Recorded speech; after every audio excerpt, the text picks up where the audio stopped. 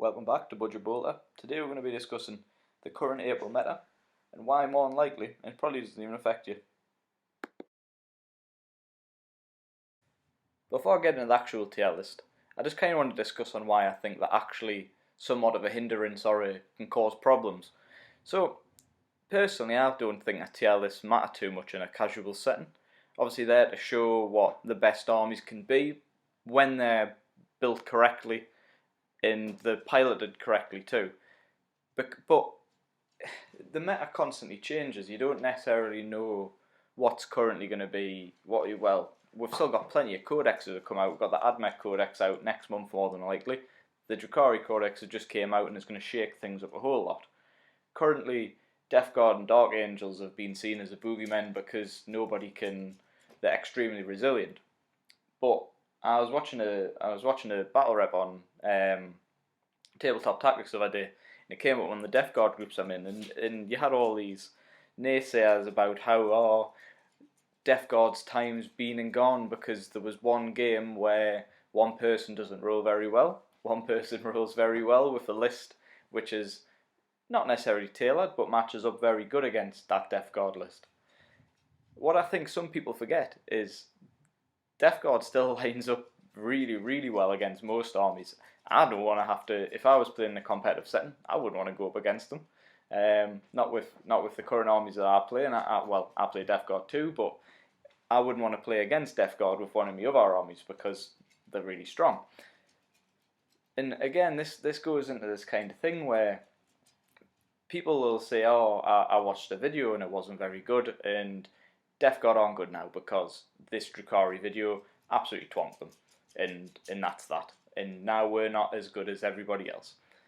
But as these new books come out, then you start getting armies which are counters. So if Drukhari end up being a counter for these really resilient armies like Death Guard and Dark Angels, then it's only a good thing.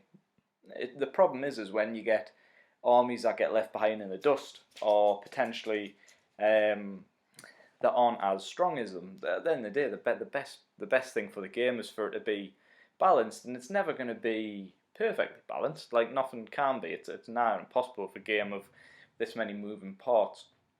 The thing is, what you need to do is have armies that can counter other armies and are balanced against others. You don't want someone that's just rubbish against everything, because that's no good for anybody. Well, unless you're playing against them, obviously.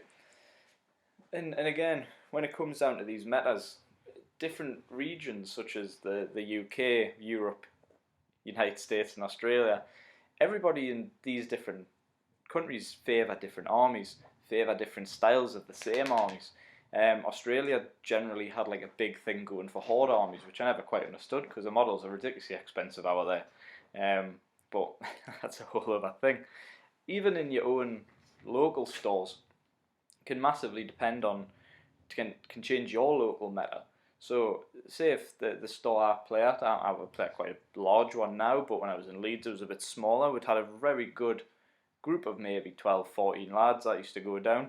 We had a relatively varied group in terms of types of players. So you had more competitive players, you had players that were somewhere in the middle, players such as myself that enjoy playing competitively but like to win on merit, not necessarily just through taking the cheese list or trying to exploit rules. And look, you're always going to come up against that guy who tries to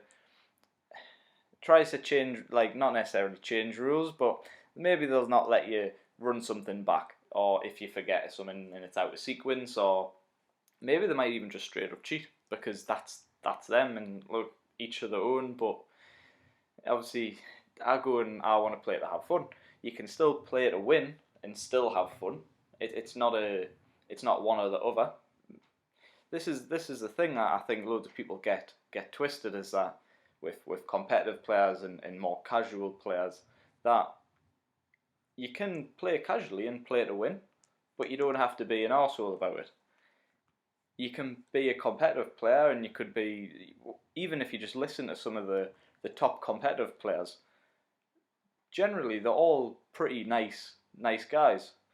Whereas the misconception you get And you tend to hear about these win at all cost, or well, that's what the abbreviation of WAAC. If you don't know what that means, I'll put that on a couple of times, because obviously it's a whole lot shorter than writing win at all costs. But this is the thing: generally these top players they're there to win on merit.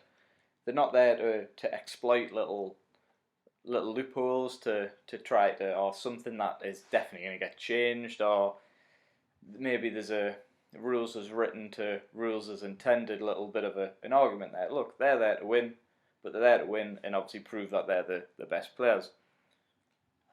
The problem is in general, unless you're extremely lucky or unlucky, depending on how you look at it, on average, most people aren't going to be in that top 1% of these great players.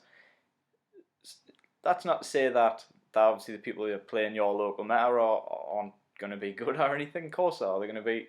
You might have people that win the local tournaments. You might have a couple of people that obviously go out to tournaments further away, or go out to LVO. What you need to do for obviously these competitive players and the more experienced players, you need to learn from them. Look, you might get beat, but if you go in there and you get beat and you learn something, then you just apply it to your next game and you get better. Or you can. The worst thing you can do is not take any sort of lesson or any sort of experience from it. If you just try to say, "Oh, I lost because he was playing X army, they're overpowered. I only lost because this unit's overpowered. Oh, it's not fair. It's not fair." At the end of the day, look, the meta's gonna constantly change. What's good last year might not be good this year, and what's coming up soon. Everybody shouts and screams about Harlequin's being really good. Well, maybe when the AdMech Codex comes out, they're gonna have something that's gonna just trounce all over them. Who knows? But that's what's so good about it, the fact that everything, it's not stale. You have people screaming to bring all their editions back, where you had some armies, Drukhari, who've only just got their new book 2 weeks ago or so from time of recording this. They went through a time where I don't think they had a new book for 5 years. And everybody else got updated, well, not everyone else, but most of armies got updated rules around that. Like, Verdu's COVID and supply issues has maybe messed up the release of certain codexes and campaign books. So sometimes potentially Death Guard got pushed back a while. Drukhari and Book of Rust, I don't suspect that they were planning on having them both come out at the same time. But unfortunately, the world we live in at the moment has caused that. And just finally, before I kind of go on to the actual tier list, I think one of the most important things is just to talk to the person you're going to play. Like, I know a lot of these, you've got Facebook groups or like WhatsApp groups for your local stores, or potentially someone that you know, so you might be talking over Messenger. Then my best advice would just be to talk to them. If you're looking just to play a nice, fun narrative game, like you want to bring something that's just like fluffy and fun, then obviously let them know. And then potentially, like, they might say, well, actually, sorry, mate, I don't really play like that, or I've only got this list ready, and it's a bit more of a nastier list. So do you want to come to some sort of compromise, or they'll be like, yeah, cool, fine. Actually, I'll completely change on what I was planning to bring. I'll just bring like a ton of, I don't know, I'll bring a ton of demons and just like small gribblies. And then the other person will bring, I don't know, Tyranids or something like that, and they'll just bring a load of like Hormagaunts and Gene Stealers, so it's just some big crazy slugfest. If that's something that you want to have, then discuss it with them, because they can't read your mind, and they're probably thinking a sort of similar thing. But this is the thing, if they've got more of a competitive mindset, maybe they're going to be building a list to thinking you're bringing something really good as well.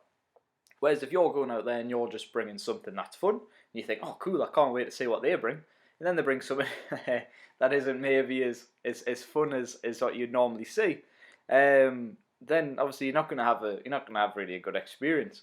But again, this is all just done by just talking. If you speak to them and, like I say, just you understand what they want, they understand what you want, then you're going to have the best time possible. And it's just something to obviously to think about. So just to start wrapping the video up, I'm going to have a longer version of this that is going to obviously include the full tier list and just some thoughts over it. Obviously it's going to be a considerably longer video as I kind of go over every army in the game, but I'll leave it as is. Again, look, if you agree, you don't agree, just leave a message and we can discuss it. At the end of the day, it's only an opinion.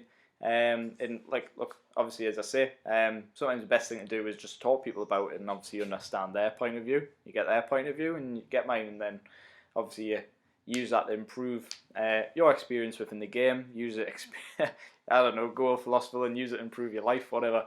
But like I say, if you enjoy the video, like the video, because apparently it's good for the whole algorithm or whatnot, then comment on the video, and if you can, pass it to someone across that maybe needs to listen to this.